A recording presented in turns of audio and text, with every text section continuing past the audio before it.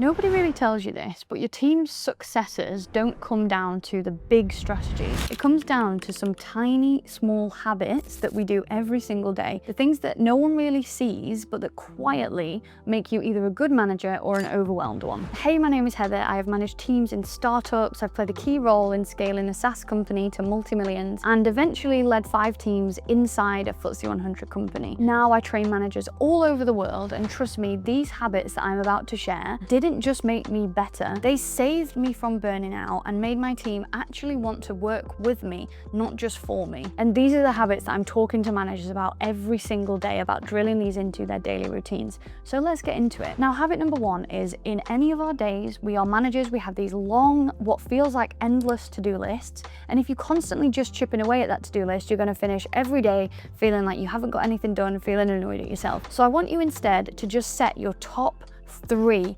before you open anything, because one of the fastest ways to become a chaotic and reactive manager is to start your day by checking your emails, checking your Slack messages. Something's going to have hit the fan. Your inbox is other people's priorities, other people's emergencies, and you're going to dive into that first, and that will set the intention for your day if you're not careful. So now, before I open anything, before I even go on my phone in the morning, I set my top 3. 1 task for me, 1 task for my team, and 1 thing that moves a long-term goal forward. Just 3 things in a day, nothing else. And it sounds simple, but by doing this daily, it has trained my brain to really focus on what matters, not just what was the loudest thing of that day. And when you do this, your team really starts to notice too. They start to see you leading with clarity instead of panic. So as a bit of an example here, recently I had like a really crazy client day. I had calls almost all day with just small gaps in between. But because I had already chosen my top 3 first thing in the morning, I really stayed focused on prepping the strategy meeting that was coming up next week that we couldn't afford to wing, and not on answering just 52 quick questions in my emails that could have waited. It meant that on those really busy days when I've got calls all day, when you have just a small gap, instead of just jumping into your inbox, checking in, etc., you know exactly what it is that needs to get done and you can go back to that. Habit number 2 is blocking thinking time, blocking proactive time. So there's 2 ways that you can do this. Now, when I first became a manager, I thought that success meant being constantly available. I was the first one to jump in, first one to reply, every single email, crisis, Slack message, but I was wrong. When we are a leader, our job isn't to react fast. It's to take a step back and think smart, but it's very hard to do that when we're constantly caught up in the day-to-day. So now I try to, and like I said, there's 2 ways that you can do this. You can either block your 1 hour or 2 hours in the morning for thinking work, for proactive work, and that does not mean emails. No meetings, no notifications, just space to solve problems, work on big goals, develop your team if you need to. I've actually taken this a step further now, and I will block out Monday, Wednesday, and Thursday for no meetings. So my Monday, Wednesday, Thursdays are days that I do deep focus work. And if that's not possible, you could just start with 1 day, or you could start with 2 hours every morning. And then I have my Tuesdays and Thursdays, that's like my reactive days, the days I'm in meetings, etc.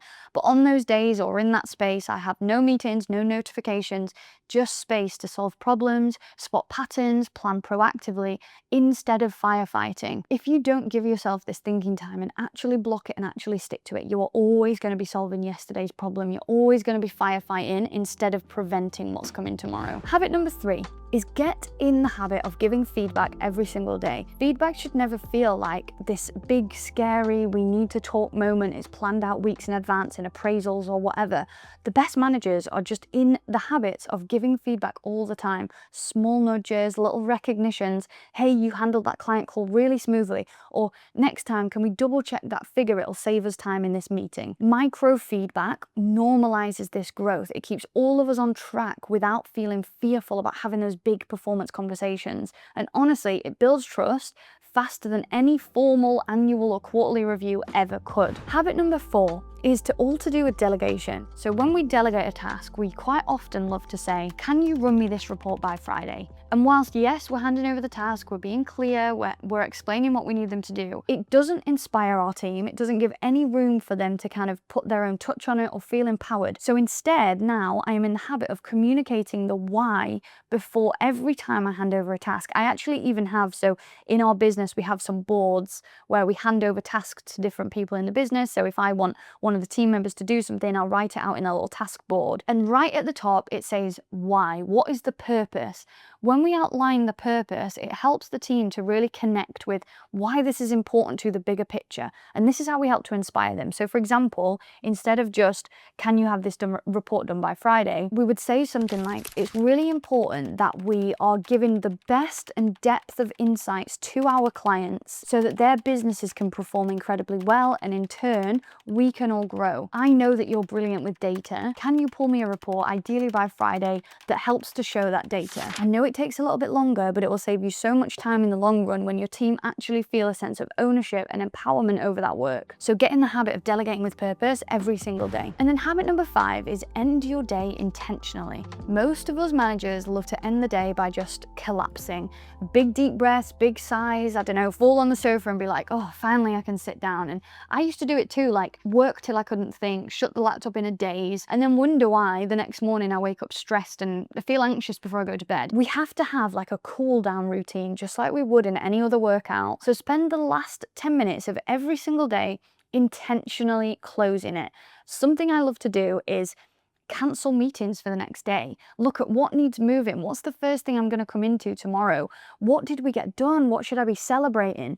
This tiny habit does 2 things. It gives you a clean break, so you're not dragging unfinished stress home or into your home life, but it makes tomorrow 10 times easier before it even starts because you've got clarity. You don't have to wake up in a panic. You do not have to change your entire life to be a better manager, but you do have to build some strong default habits, the daily stuff that nobody claps for, nobody sees, but it holds everything else together. Start stacking these habits. It's just small micro changes day to day, but watch how everything, your confidence, your communication, your team's results start to shift. If you find this video helpful, I would really love to know in the comments, what topic should we cover next? We're doing these leadership videos every single week to help us all level up together. But I'd love to hear what your biggest struggle is in your leadership role right now, because we can absolutely make a video on it. And I run free 45-minute live workshops every single week for managers to level up to become a highly respected leader. If you want to join, just go to the link in the description and get your slot booked.